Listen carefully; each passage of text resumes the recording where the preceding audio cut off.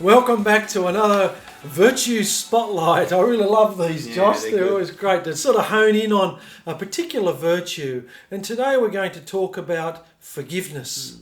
It's something that's so important, isn't it? Really quite a broad topic that really does impact our lives.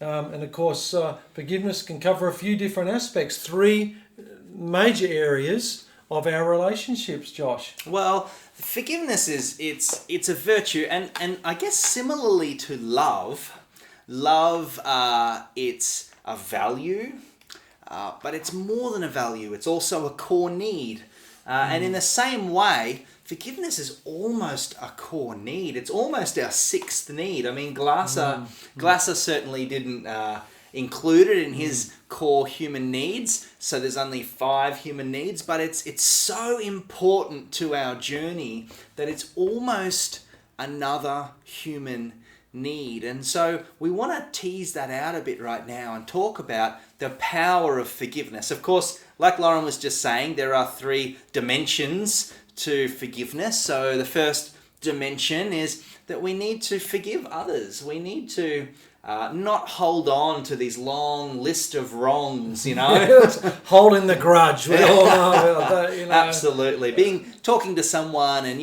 have I ever upset you? And they pull out this scroll of, well, in 1984, you... Yes, I remember that. And that was only the beginning, Yeah, that's it. Certainly forgiving others is just key in all of this. Because, gee whiz, we can carry around some real baggage on our shoulders, for our lifetime. And I see this even tragically, you see it in families too, don't you, where we got people just not even talking to each other. Over something that happened 20 years ago. Yeah. So and what that's doing is that's keeping the person up at night who was the victim. It's not just keeping the person up at night who did the wrong. It's the person holding on to the unforgiveness who's probably losing the most sleep. And so unforgiveness really hurts us often more than it hurts the other person. So it's really important that we are able to forgive others. Of course, the second dimension is seeking out forgiveness from others when we have done wrong. And when we know we've hurt someone and we know someone is struggling to forgive us, we need to go and apologize and be remorseful. If I'm being honest, I never intended to hurt you this way, or maybe I did at the time, but I'm regretful now, and I'm sorry. At the time I meant to hurt you, but right now I'm regretting that choice. Yeah, really, and it was so important. It's really hard. I think men sometimes find it hard, don't they? To go, oh look, mate, I was in the wrong. I'm sorry I did that. It's such a hard thing, but yet it can have such a big positive impact. Absolutely, it's so important. I'm going to explain why it's important in a minute, but before I do, the third dimension to forgiveness is forgiving ourselves. Often, we've talked about this, but we are our own worst enemy. Yeah, the last person to forgive you is you. Yeah, that's just it. So often the case. Absolutely. So we need to acknowledge that we are in a journey. We're somewhere on a journey. We're not these perfect beings born with a perfect ability to just get everything right straight away.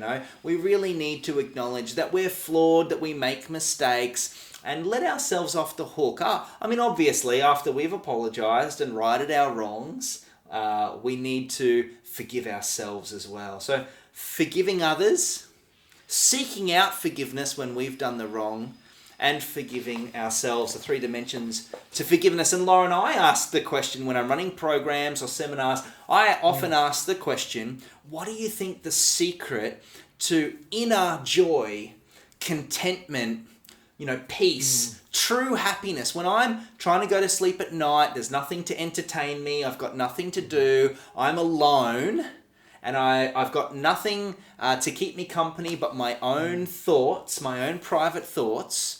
What's the secret to be truly happy, to have inner joy in that moment?